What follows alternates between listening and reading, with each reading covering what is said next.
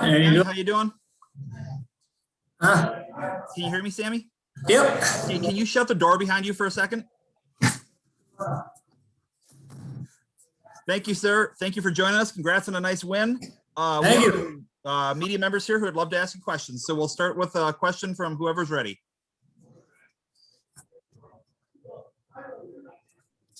Sammy, did you know that Blake has scored in every regular season game he's played at Notre Dame? Is that why you passed that one off to him?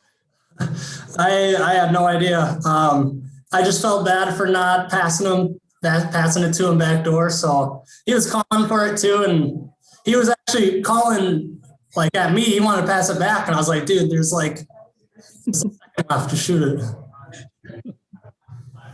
Just how important was tonight overall, just to kind of get your groove back? You know, some pretty typical things happened tonight with you scoring, with Sampo scoring, with Laffer playing as well as he did. Just how important was this mentally? Yeah, I mean, this is a huge win, especially you know, from the series last time we played them, and just to, you know, I think to get us back on the right track. It was a good game for us to come out and just work hard and play our hockey. Sammy, it looked like a different team compared to last weekend. What do you think was the biggest difference to your game, and what was kind of the message going into tonight before the game? I mean, I think, you know, for us, we were just, no, I mean, we had more intensity and just more willingness to get pucks down to the goal line and get on their D. And I feel like we didn't do that as well last weekend.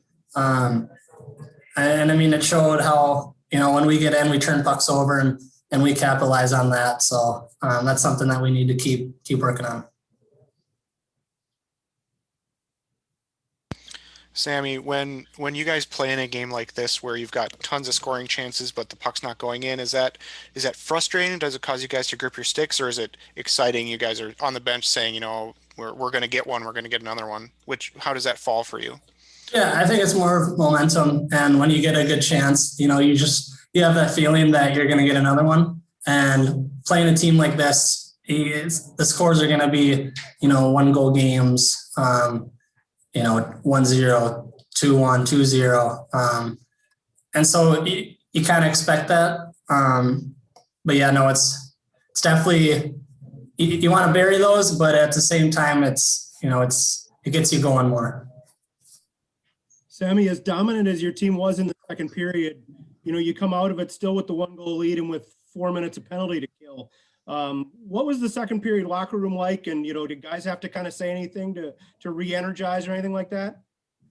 I mean, I think for us, you know, we knew what we had to do, just because we had so much left of that penalty that we had to kill. And I think for us, it was mostly just, okay, let's settle down and let's kill this off. And, you know, fortunately we did. And then after that, we could go back to playing our hockey. Thank you. Sammy, after last week, coach kind of seemed to need more out of the forwards. So when you went in and scored that first goal of your own, did you feel relieved at all? Or what was the emotion on that play? Yeah. I mean, it always feels good to score a goal. But to get an early goal against this team, I think is huge. Just because they're a team that it's not going to be that high of a score of a game. So just to get that, I think you know, it really amped us up the rest of the game. Sammy, what did you see on that rush, and what kind of influenced your decision making on the goal? Well, so the D passed to me, you know, in the D zone. They were just giving me a lane right into the slot, and the D was kind of sagging back. So I figured, you know, just try to shoot through them, see what happens, and, you know, luckily it went in. Sammy, in that third period, did you feel like you guys had a little extra stamina, a little extra juice after Monday's practice? Maybe built the lungs a little bit more? Yeah, I think so. I mean, I think throughout the game, you know, when you're getting pucks behind there and making them go and get it, It wears them out, and I think it gives you more energy when when you're working them low and you got that feel good to your game. So I think we were wearing them down, and it only helped us. Thank you, Sammy. With that, we're going to move on to probably Coach Motzko. So thank you if you want to grab him for us. Yeah. Thanks, guys. Coach, thank you for your patience. Congrats on the win. If you don't mind, we'll take an opening statement before questions. Obviously, we're very pleased with our effort tonight and our commitment to how we were going to come in here and play tonight. And every guy, all 3 periods, there was never a letdown. So maybe one of our more complete wins of the year, and it came at a great time. We needed it. With that, we'll take questions.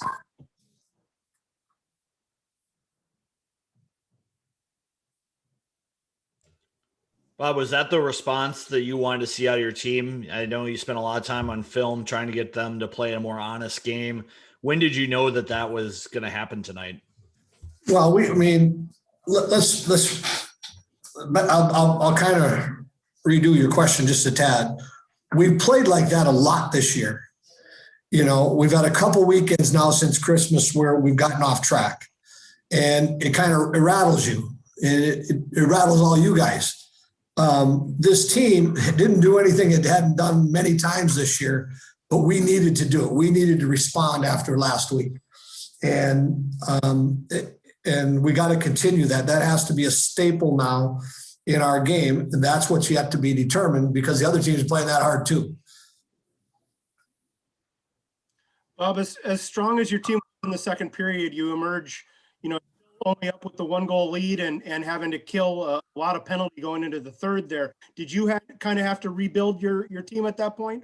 No, we've learned some lessons now. Since Christmas, we've Walker, McLaughlin, Myers, and Nelson are our top 4 killers. And they're paired. And when they're paired, we're awful good. They've taken too many penalties now. Now, that was not a hit to the head. We've all seen the film, so we know that. They've taken too many penalties. And then now we have to use other people. And we didn't do a good job with that. The next person up, or we would be using different tandems. And we did I'll give Rabs a lot of credit. We've had to go to work now just for that. We didn't need to lose Nelson again, but we had to respond. And for 4 minutes and 20 seconds, we had to have a lot of guys in there, and it was a great effort. And then the cliche that your goalie has to be your best penalty killer. I mean, he did everything tonight, huh? He was our best penalty killer tonight. That was a great effort by Jack tonight. All 3 periods, every situation, he was outstanding tonight. Seemed like LaFontaine was really dialed in on those battles in front of the net. Is that a strength of his that kind of puts him above some other goaltenders? Yeah, and I would even take it a little further. I mean, not just in front of the net.